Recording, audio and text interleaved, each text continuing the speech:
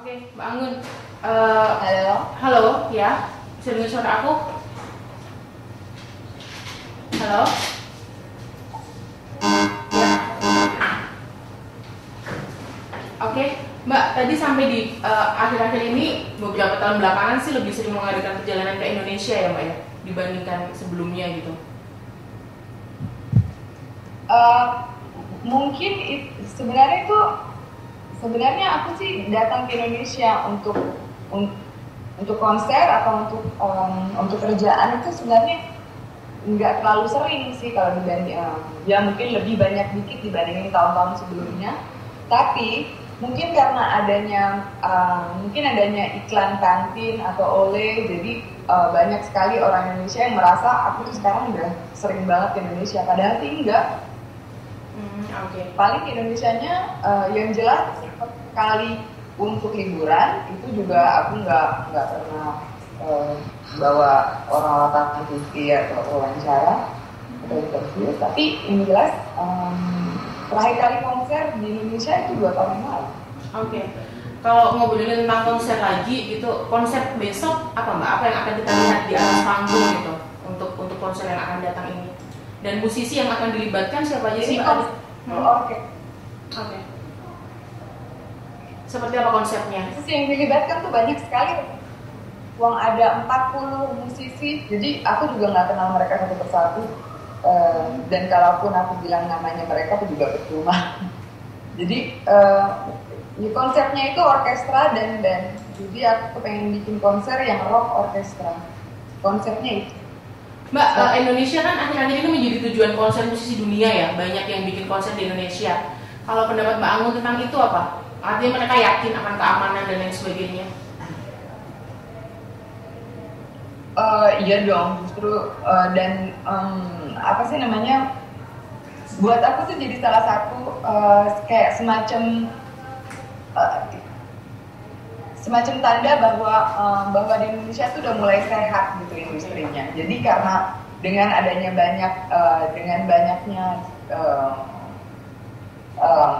kedatangan para musisi dari luar, kan dulu kan mereka paling berhentinya cuma di Singapura. Ya.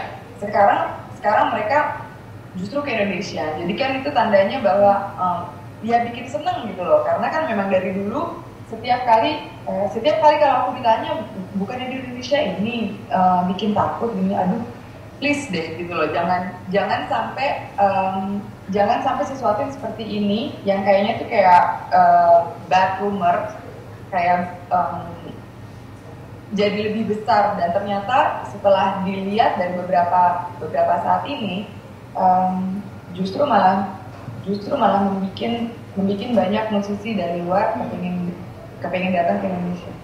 Tapi Mbak Anggun sendiri mengikuti perkembangan musik nggak sih di Indonesia gitu? Artinya yang terjadi di Indonesia di industri musiknya Mbak Anggun mengikuti juga di sana? Ngikutin tapi secara jauh gitulah.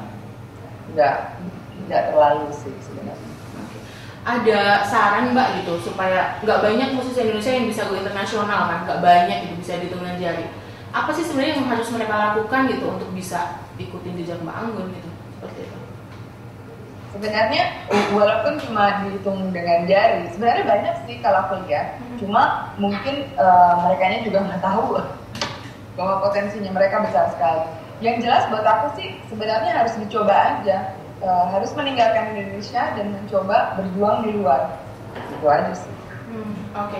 Mbak, sedikit tentang tugas baru sebagai duta kehormatan di organisasi pangan dunia ya, PBB itu ya. Langkah apa sih yang akhir-akhir ini banyak Mbak Anggun lakukan gitu, dan pendapat Mbak Anggun tentang kelaparan yang ada di Indonesia gitu? Seperti apa? Kebetulan besok aku pergi ke Beijing untuk di sana ada rapat karena kan sebenarnya tahun ini tuh kita membicarakan tentang Year of Forest. Okay. Ini kita program untuk tahun kehutanan, dan jadi aku besok akan pergi ke Cina dan hari Senin akan 1 harian itu rapat di sana. Jadi aku harus menyiapkan speech yang 4 lembar, 4 halaman kayaknya kalau nggak salah. Dan sebenarnya tuh hutan dan pangan itu jadi satu gitu loh. Karena kan ya kalau kita lihat hutan di Indonesia tuh 3 dari terbesar di dunia. Dan masalahnya banyak sekali penebangan pohon. Terus begitu lahan yang tadinya hutan digarap sekarang jadi lahan agrikultur, tapi bukan untuk memberi makanan ke orang-orang, karena bukan misalnya tuh untuk untuk timber itu untuk industri kertas ataupun industri minyak kopra. Dan ini tuh sebenarnya benar-benar salah satu problemnya kita. Bagaimana caranya supaya kita tuh bisa supaya ekonomi negara tetap berjalan, tapi negara juga bisa memberi makan ke para penduduknya. Ini salah satu pertanyaan yang besar sekali yang minggu depan ini akan kita bicarakan di forum internasional di Beijing.